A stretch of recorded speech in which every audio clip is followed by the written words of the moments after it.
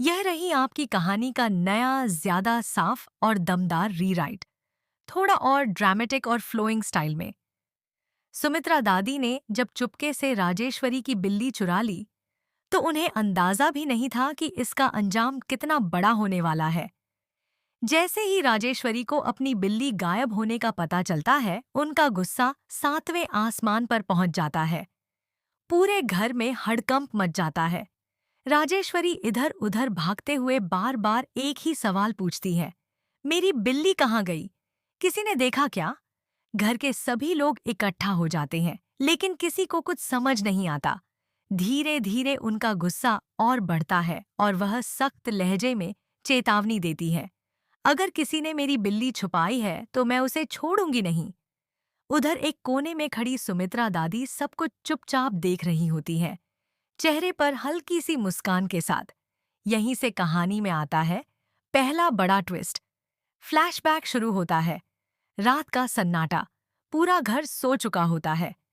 तभी सुमित्रा दादी धीरे से अपने कमरे से निकलती हैं और बिना आवाज किए राजेश्वरी के कमरे में पहुंचती है। चारों तरफ नजर दौड़ाकर वह बिल्ली को उठाती हैं और खुद से कहती हैं, अब वक्त आ गया है तुम्हें तुम्हारी ही चालों में फंसाने का। वह बिल्ली को बैग में डालकर घर के पीछे कूड़े के बैग में छुपा देती है। उनका इरादा साफ होता है, राजेश्वरी को उसी के खेल में हराना। फ्लैशबैक खत्म। अब वापस वर्तमान में राजेश्वरी का शक पूरे परिवार पर बढ़ता जाता है। माहौल तनाव से भर जाता है। तभी रूही को महसूस होता है कि यह मामला साधारण नहीं है। वह खुद ही सच्चाई जानने निकल पड़ती है। नाहर उसे रोकने की कोशिश करता है, लेकिन रूही कहती है, कभी-कभी छोटी चीजें ही बड़े सच तक ले जाती हैं। खोजते खोजते रूही घर के पीछे पहुंचती है और तभी उसे एक बैग से हल्की आवाज सुनाई देती है। वह कांपते हाथों से बैग खोलती है और अंदर से राजेश्वरी की बिल्ली मिलती है। सच सामने आने लगता है। रूही बिल्ली को लेकर अंदर आती है। राजेश्वरी राहत की सांस लेती हैं, लेकिन जैसे ही उन्हें पता चलता है कि बिल्ली कूड़े के बैग में मिली, माहौल एकदम बदल जाता है। अब रूही और नाहर सच्चाई तक पहुंचने का फैसला करते हैं। अगले दिन पूरे परिवार के सामने रूही सच बताती है और शक की सुई सुमित्रा दादी पर जाती है। नाहर कहता है, दादी अब सच छुपाने का कोई फायदा नहीं। कुछ पल की खामोशी के बाद सुमित्रा दादी कबूल कर लेती है, हाँ बिल्ली मैंने ही छुपाई थी। घर में हड़कंप मच जाता है, लेकिन कहानी यहीं खत्म नहीं होती। रूही और नाहर सवालों की ऐसी बौछार करते हैं कि आखिरकार राजेश्वरी भी टूट जाती है। हाथ जोड़कर माफी मांगती है, मुझसे गलती हो गई, मुझे माफ कर दो। लेकिन इस बार मामला माफी से आगे बढ़ चुका होता है। नाहर सख्ती से कहता है, हर गलती की सजा होती है। और फैसला होता है, राजेश्वरी को पुलिस के हवाले कर दिया जाता है। लेकिन कहानी में एक अजीब मोड़ और आता है। राजेश्वरी के गुस्से और सख्ती का असर ऐसा था कि पहले ही वह पूरे परिवार को सजा दे चुकी थी। आज से तुम सब चूहे बनोगे और मैं टॉम। पूरा परिवार जेरी बनकर घर में भागता नजर आता है, कोई सोफे के नीचे, कोई टेबल के पीछे। यह सीन मजेदार जरूर होता है, लेकिन अंदर ही अंदर सब परेशान होते हैं। जब बिल्ली मिल जाती है तो सबको लगता है सजा खत्म, लेकिन नहीं। राजेश्वरी कहती हैं, अब तुम सब मेरी बिल्ली को हंसाओगे, नाचकर। मजबूरी में पूरा परिवार डांस करता है। शुरुआत में झिझक, फिर धीरे धीरे हंसी। लेकिन रूही और नाहर समझ जाते हैं, यह सिर्फ सजा नहीं, बल्कि उन्हें नीचा दिखाने का तरीका है। डांस करते करते नाहर धीरे से कहता है, हमें ये सब ज्यादा दिन तक नहीं सहना चाहिए। रूही जवाब देती है, सही वक्त का इंतजार करो। दोनों की आंखों में अब एक नई योजना साफ दिखाई देती है। अब कहानी पूरी तरह बदल चुकी है। जहां पहले सिर्फ शक था, अब सच सामने है।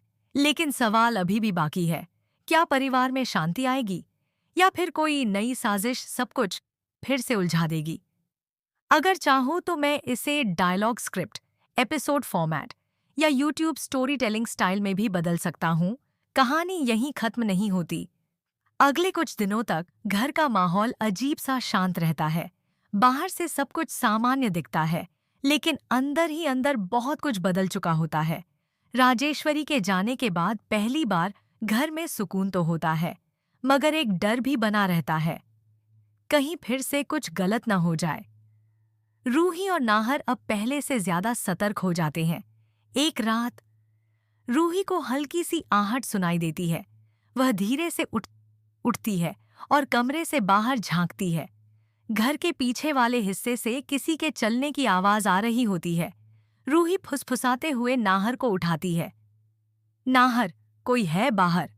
दोनों चुपचाप उस दिशा में बढ़ते हैं। जैसे ही वे पीछे वाले आंगन में पहुंचते हैं, उन्हें एक परछाई नजर आती है। कोई व्यक्ति जल्दी जल्दी कुछ खोज रहा होता है। नाहर जोर से कहता है, कौन है वहां? परछाई घबराकर भागने लगती है। रूही और नाहर उसके पीछे दौड़ते हैं। आखिरकार वे उसे पकड़ लेते हैं। जब चेहरा सामने आता है तो दोनों चौंक जाते हैं। सुमित्रा दादी? सुमित्रा दादी हाँफते हुए कहती हैं, मुझे मुझे वो चीज ढूंढनी थी। रूही शक भरी नजरों से पूछती है, कौन सी चीज? सुमित्रा दादी कुछ पल चुप रहती हैं, फिर धीरे से कहती हैं, एक पुरानी डायरी, राजेश्वरी की डायरी। अब मामला और गहरा हो जाता है। अगले दिन पूरा परिवार फिर से हॉल में इकट्ठा होता है। सुमित्रा दादी वह डायरी सबके सामने रखती हैं। उनके चेहरे पर इस बार मुस्कान नहीं, बल्कि गंभीरता होती है। वह कहती हैं, जो हम सबने देखा वो सिर्फ आधा सच था। सब हैरान रह जाते हैं। रूही डायरी खोलती है और पढ़ना शुरू करती है। डायरी के पन्नों में एक एक करके राजेश्वरी के पुराने राज खुलने लगते हैं। घर के फैसलों में चालाकी, लोगों को आपस में लड़वाना और सबसे बड़ा सच, वह इस घर की संपत्ति अपने नाम करने की साजिश रच रही थी। पूरा परिवार सन्न रह जाता है। नाहर गुस्से में कहता है, मतलब ये सब पहले से प्लान था? सुमित्रा दादी सिर हिलाती हैं, हाँ, और इसलिए मुझे वो कदम उठाना पड़ा जो मैंने उठाया। अब सभी को समझ आने लगता है कि सुमित्रा दादी ने बिल्ली क्यों छुपाई थी। वह राजेश्वरी का असली चेहरा सबके सामने लाना चाहती थीं।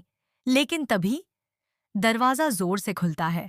सबकी नजरें उधर जाती हैं और जो सामने खड़ा होता है उसे देखकर सबके होश उड़ जाते हैं। राजेश्वरी वापस आ चुकी होती हैं। उनकी आंखों में इस बार डर नहीं, बल्कि गुस्सा और बदले की आग होती है। वह धीमे लेकिन खतरनाक लहजे में कहती हैं, तुम लोगों ने सोचा कहानी यहीं खत्म हो गई? घर का माहौल फिर से भारी हो जाता है। रूही आगे बढ़ती है, अब सच सबके सामने है, आप कुछ नहीं कर सकती। राजेश्वरी हल्की सी मुस्कान देती हैं, सच? अभी तुमने पूरा सच देखा ही कहाँ है। अब खेल और भी खतरनाक हो चुका है। एक तरफ सच्चाई सामने आ चुकी है, दूसरी तरफ राजेश्वरी की वापसी ने नए खतरे को जन्म दे दिया है। रूही और नाहर समझ जाते हैं, अब यह सिर्फ एक परिवार की लड़ाई नहीं, बल्कि एक दिमाग और चालाकी का खेल बन चुका है। अब आगे क्या होगा?